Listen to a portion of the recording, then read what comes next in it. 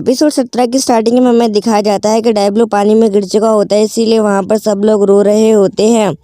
हमें पानी के अंदर दिखाया जाता है जहाँ पर डायब्लो तैर रहा होता है। बोलता है कि मेरी पानी के अंदर तैरने की स्किल कुछ ज़्यादा बेहतरीन नहीं है, पर मेरे पास उसे बचाने लायक स्किल तो है, इसीलिए मैं उसे बचा सकता हूँ।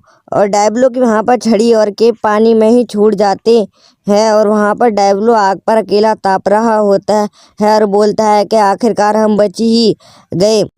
जब भी डायब्लो हॉर्न को देखता है जिसके कपड़े गीले, डायब्लो को पता चलता है कि इसके नस्ल के लोग कपड़े गीले होने के कारण मर जाते हैं। डायब्लो उसके कपड़े सुखाने लगता है उतार कर और बोलता है कि ये तो मेरी तरह ही लड़का है, तो मुझे कोई दिक्कत नहीं है, मैं इसके सारे कपड़े उतार कर सुखा देता हूँ। डायब्लो उसके सारे कपड़े निचोड़ने लगता है और उन्हें अच्छी तरह से सुखाने लगता है। डायब्लो बोलता है कि जिसकी उम्मीद की थी ये तो वो नहीं है, ये तो उसका उल्टा निकला। डायब्लो से देख कर डर जाता है कि ये क्या हो रहा है मेरे साथ। ये लड़का नहीं लड़की जब भी पूछती है कि आप मिस्टर नंगे क्यों हो, डायब्लो बोलता है कि हम अभी पानी से निकल के आए इसीलिए मैं नंगा हूँ। और वो बोलती है कि आप मेरे साथ क्या करने वाले थे मिस्टर। जब भी डायब्लो बोलता है कि मैं तुम्हारे साथ कुछ नहीं करने वाला था, मैंने तुम्हें बचाया है क्योंकि तुम्हारे नस्ल के लोग पानी में रहने से मर जाते हैं, जो ठंड को बिल्कुल भी बर्दाश्त नहीं कर पाते, इसीलिए तुम्हें मेरा शुक्रगुजार होना चाहिए। जब वो डायब्लो से शुक्रिया बोलती है, मिस्टर आपका बहुत बहुत शुक्रिया। जब भी वो थोड़ा उदास होती है और आग के पास तापने लगती है। यहाँ सीन कट होता है, हमें सरेन दिखाई जाती है जो बहुत ही ज़्यादा उदास होती है डायब्लो के गिरने से। सरेन बोलती है, यहाँ तक मैं डायब्लो को जानती हूँ, वो पानी से सुरक्षित हॉर्न के साथ बाहर आ जाएगा। हाँ, लुमाचना ही बोलती है, हाँ मुझे डायब्लो पर पूरा यकीन है वो बाहर आ जाएगा। रैम भी बोलती है, हाँ मैं डायब्लो की चिंता करने की ज़रूरत नहीं, वो आ जाएगा। डायब्लो बोलता है कि मैंने से अपने पास आके बैठने के लिए बोला था, अपनी गोद में नहीं, मुझे भी ठंड लग रही है। डायब्लो को बताती है, जब मैं छोटी थी तो मैं अपने परिवार से बिछड़ गई थी और जब से मैं अकेले रहती थी तो इसीलिए आदमियों के कपड़े पहनना बेटर था, सबसे अच्छा लगा मुझे, इसीलिए मैं आदमियों के कपड़े पहनती थी। ठंडों में मैं अपने परिवार के साथ चिपक के बैठती। हॉर्न डायब्लो को पापा बोलते, डायब्लो बोलता है कि कहीं इसका दिमाग खराब तो नहीं हो गया, ये मुझे क्या बोल रही है। जब भी वो रास्ते में चल रहे होते हैं वो बोलती है, मिस्टर वो सब इसीलिए क्योंकि मैं आपकी इज्जत करती हूँ। वो बोलती है, मेरा मतलब एक एडवेंचर के तौर पर मैं आपकी बहुत ज़्यादा इज्जत करती हूँ। डायब्लो बोलता है, हाँ मैं समझता हूँ। जब भी वो सामने देखते हैं, हॉर्न डायब्लो से पूछती है, क्या वो लोग जिंदा होंगे। जब भी डायब्लो बोलता है कि सरेन अपने तीर से किसी को भी पत्थर का बना सकती है और रैम क्विस्ट में बहुत ज़्यादा अच्छी है, उसके बाद वो लोग आसानी से पार कर सकते हैं उसे। और अगला इलाका ज़ॉम्बियों का है जहाँ पर लुमाचिना की पवित्रता उन्हें बचा लेगी। ये सुनकर वो बोलती है, हाँ वो ठीक ही होंगे। डायब्लो बोलता है, हाँ पर लेकिन वो अगर 12th फ्लोर पर पहुंच गए तो वहां पर उन्हें एक बहुत ही ताकतवर मॉन्स्टर से सामना करना पड़ेगा, उसे तीनों मिलकर भी नहीं हरा पाएंगे, इसीलिए वहां हमें जल्द से जल्द पहुंचना होगा। जब भी हॉर्न बोलती है, डायब्लो सामने देखिए, जब भी वहां पर बहुत सारे बीटल डीमंस होते हैं जिन्हें डायब्लो मारने लगता है। जब भी वहां से सीन कट होता है, हमें दिखाया जाता है कि वो 12th फ्लोर पर पहुंच चुके होते हैं। जब भी वहां पर उन्हें वही बंदा दिखाया जाता है जो लुमाचिना के पीछे पड़ा हुआ होता है और वो 12th फ्लोर के बहुत सारे खतरों को आराम से हरा देता है। जब बोलता है, ओ लुमाचिना तुम यहाँ पर, मेरी किस्मत बहुत ही ज़्यादा अच्छी है। जब भी वो अपनी बीज को छोड़ देता है उनके ऊपर, जो उन्हें काटने लगते हैं बहुत ही बुरी तरह से।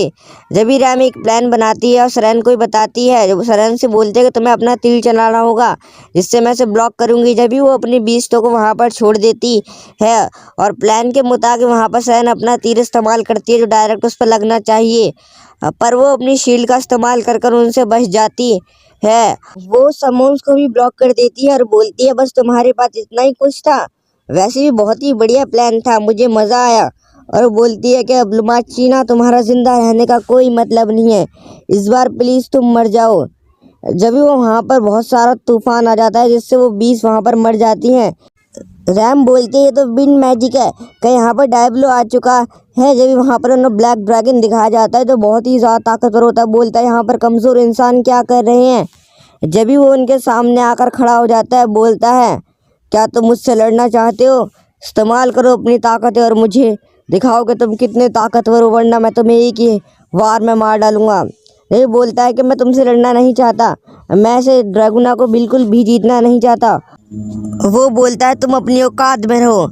वो ब्लैक ड्रैगन बोलता है वरना मैं तुम्हें एक ही बार में मार दूंगा। जब भी वो अपने अल्टीमेट समून को बुलाता है जो बहुत ही ज़्यादा ताकतवर होता है दिखने में, जो एक फायर एलिमेंट होता है जिसके पास बहुत ही ज़्यादा पावर होती है। रैम बोलते हैं अल्टीमेट फायर तुम्हारे पास ये कहाँ से आया? वो बोलते हैं मेरा स्पेशल हथियार है, और उससे बोलते हैं कि इल्फिट उसे आसानी से मार दो, और उसके ऊपर वो बहुत ही सारे घूंसे मारने लगता है। और ब्लैक ड्रैगन को उससे कुछ ज़्यादा फर्क नहीं पड़ रहा होता है। इनफैक्ट उसकी स्किन भी हल्की सी भी स्क्रैच नहीं आ रहा होता है, और उस पर लगातार पंच मारता हुआ जाता है। जय बोलती है कि ये बहुत सारी एमपी क्रिएट कर रहा है, इसे मुझे जल्द से जल्द हराना होगा, और वो अपना सबसे ताकतवर हमला करने को बोलती है।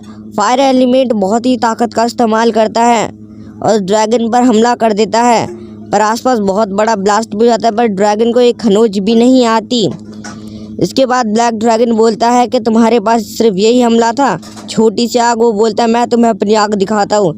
जिसके बाद ब्लैक कलर की आग उसके दिल को चीरते हुए वो फायर समून बहुत ही बुरी तरह चिल्ला रहा था, पर उसके अंदर से एक होल हो जाता है, और उसकी मास्टर ये देख के बहुत ज़्यादा चौंक जाती है। बोलती है बिल्कुल नहीं, ऐसा नहीं हो सकता, मैंने इसे काबू करने में बहुत टाइम लगाया था। उसके बाद वो वहाँ पर गायब होने लगता है। ब्लैक ड्रैगन बोलता है तुम्हारी इतनी ही औकात थी, और उसको मारने लगता है और उसे बहुत ही ज़्यादा जख्मी कर देता है। जब भी वो देखते हैं कि बहुत ही ज़्यादा पावरफुल है, जब वहाँ पर लुमाचीना बहुत ही तेज़ी से भागकर आ रही होती है और उसके पास जाकर बैठ जाती है। उसे ठीक करने के लिए अपने करिश्मे का इंतज़ार करने लगती है और बोलते हैं हे भगवान मेरी मदद करो उसे ज़िंदा करने में। जब वो बोलते हैं कि तुम्हारा दिमाग फिर गया, तुम मुझे बचाना चाहती हो, तुम्हें मारना चाहती थी। जब भी वहाँ पर लुमाचीना बोलती है हर किसी को जीने का हक है, और वो सुधर सकता है जब तक वो जिंदा है, और वो उसे ठीक करने लगती है। और वो ड्रैगन देख के बहुत ज़्यादा चौंक जाता है कि इसके पास भगवान का हाथ है इसके ऊपर। रैम और सेलेन भी देख के बहुत ज़्यादा खुश हो जाते हैं कि लुमाचीना बहुत ही ज़्यादा अच्छी है, और वो बंदा वहाँ पर ठीक होने लगता है। जब भी रैम ब्लैक ड्रैगन से बोलती है कि आप हमारी बात सुन सकते हो प्लीज़, वो बोलता है हाँ मैं तुम्हारी बात सुन सकता हूँ। ये बोलता है कि एक इंसान के ऊपर भगवान का हाथ, दूसरे के ऊपर शैतान का राजा का वो बोलता है तुम सच में बहुत ज़्यादा स्पेशल हो। वो बोलता है फिर भी तुम लोगों को यहाँ पर मरना ही होगा, और उन्हें मारने के लिए अपनी ड्रैगन ब्रेथ का इस्तेमाल करने लगता है। जब वो लोग बहुत ज़्यादा डर जाते हैं, वहाँ पर जब भी डायब्लो की एंट्री हो जाती है जो उसके ऊपर बहुत ही ताकतवर हमला करता है, जिससे उस ड्रैगन को बहुत ज़्यादा चोट आई होती है। डायब्लो बोलता है तुम सब ठीक तो हो ना, अब इसे मैं देखता हूँ, ये मेरी जिम्मेदारी है। डायब्लो बोलता है सेल्वी अब मैं तुम्हें तुम्हारी मनमानी नहीं करने दूंगा, इसका मेरा कोई मूड नहीं है। और डायब्लो एक खतरनाक सी स्माइल देने लगता है। जब भी उसके आगे अपना हथियार कर देता, बोलता काले अंधेरे की तरह तो मैं तुम्हें चीर दूंगा। वो ड्रैगन ऊपर जाकर उसके ऊपर हमला करने की सोचता है, पर डायब्लो बोलता है मैं अपनी बिना छड़ी के इतना ज़्यादा ताकतवर नहीं हूँ, फिर भी मैं इसे मार सकता हूँ। और डायब्लो बोलता है कि तैयार हो जाओ सेल्वी, अब तुम्हारा मरने का वक्त है। और सेल्वी के ऊपर बहुत ही खतरनाक मैजिक से उसके ऊपर हमला कर देता है। उसके बाद अपने थंडर एक्स से भी उसके ऊपर हमला कर देता है, जो बहुत ही तेज़ी से उस ड्रैगन की तरफ बढ़ रहा होता है। और वो हमला इतना ज़्यादा पावरफुल और ड्यूरेबल होता है कि उसका एक हाथ ही काट देता है। ड्रैगन दर्द के मारे चिल्लाने लगता है, और वो डायरेक्ट आकर ज़मीन पर गिरता है। डायब्लो बोलता है बस तुम इतने ही पावरफुल थे। वो खड़ा होकर बोलता है कि मुझे किसी कमज़ोर के हाथों मरने का कोई शौक़ नहीं है। डायब्लो बोलता है तुमने कमज़ोर किसको बोला, और वो ड्रैगन वहाँ से जाने लगता है। डायब्लो बोलता है कि तुम यहाँ से क्यों जा रहे हो, हम और लड़ते हैं। जब वहाँ पर एक लड़की आ जाती है, बोलती है तुम्हें मेरे मास्टर ने 12th फ्लोर की रक्षा करने के लिए रखा था, तुम इस तरह धोखा ही दे सकते। डायब्लो बोलता है कि ये वही है। जब भी वो बोलती है कि तुम कहाँ जा रहे हो, अभी रुको वरना मैं तुम्हें जान से मार डालूंगी। वो ड्रैगन बोलता है हे लड़की मेरे रास्ते से हट जाओ वरना तुम मारी जाओगी। वो बोलती है सेल्वी तुम्हारा मरने का वक्त आ चुका है, और अपने सबसे खतरनाक हमले का इस्तेमाल करने लगती है, जिससे उस ड्रैगन के बहुत सारे टुकड़े हो जाते हैं और वो एनर्जी की तरह वहाँ से गायब हो जाता है। और वो बोलती है कि अब सफाई का वक्त आ चुका है। डायब्लो बोलता है कि सच में ये वही है। डायब्लो बोलता है हाँ ये वही है, यहाँ पर मैंने इसे सफाई करने के लिए छोड़ा था। वो डायब्लो से आकर बोलती है कि सफाई का वक्त हो चुका है। डायब्लो बोलता है कि मैं डायब्लो हूँ, तुमने मुझे पहचाना रोज़। और वो ये बात सुनकर चौंक जाती है, क्या मास्टर आप? डायब्लो बोलता है हाँ डायब्लो तेरा, मेरा गेम में यही नाम था। वो बोलती है मास्टर आप आ गए। उसके बाद वो उन्हें खजाने का दरवाज़ा खोलकर दिखाती है जहाँ पर बहुत सारा सोना होता है। वो सब उसे देखकर बहुत ज़्यादा चौंक जाते हैं। रैम डायब्लो से पूछती है कि ये तुमने बनाया? डायब्लो बोलता है हाँ, जभी तो मुझे इस जगह के बारे में इतना पता था। और डायब्लो से पूछते ये कौन है? जभी रोज़ बोलती है कि तुम्हें इससे क्या मतलब, क्या तुम्हें मुझसे लड़ना है? उन दोनों के बीच वहाँ बहस होने लगती है। बोलती है रैम के मैंने डायब्लो से पूछा, मैंने तुमसे कुछ भी नहीं पूछा। उसके बाद वो बोलती है कि मास्टर मैं इसे सबक सिखाऊं? वो बोलती है तुमने सबक सिखाने को किससे बोला? वो बोलती है कि तुम लड़ना चाहती हो। डायब्लो बोलता है कि यहाँ पर लड़ना बंद करो और हमें वो चीज़ ढूंढने जो जहाँ पर रखी है। उसके बाद वो ट्रेजर का सबसे खास खजाना दिखाती है, वाइट ऑक्स। जब भी डायब्लो बोलता है कि लुमाचना जाके तुम उसे अपने आप को ठीक कर लो। वो जाकर उस पर हाथ लगाती है, वैसे ही उसमें से बहुत सारी एनर्जी महसूस करती है और बोलती है ये भगवान की शक्ति है। डायब्लो बोलता है क्या वो उसे एंजॉय कर रही है? वो वहाँ पर ठीक होने लगती है। जो उस पर डेथ क्लैन बीमारी के निशान थे वो धीरे धीरे गायब होने लगते हैं, जिससे सरेन बोलती है हाँ तुम धीरे धीरे बिल्कुल ठीक हो जाओगी। डायब्लो बोलता है ये अब भी मज़े कर रहे हैं। उसके बाद डायब्लो थोड़ा परेशान हो जाता है, ये लोग कर क्या रहे हैं?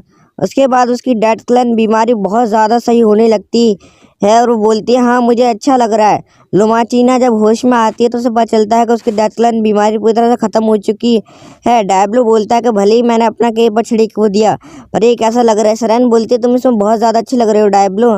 जब भी वहाँ पर रैम आ जाती है, बोलती है मैं कैसी लग रही हूँ?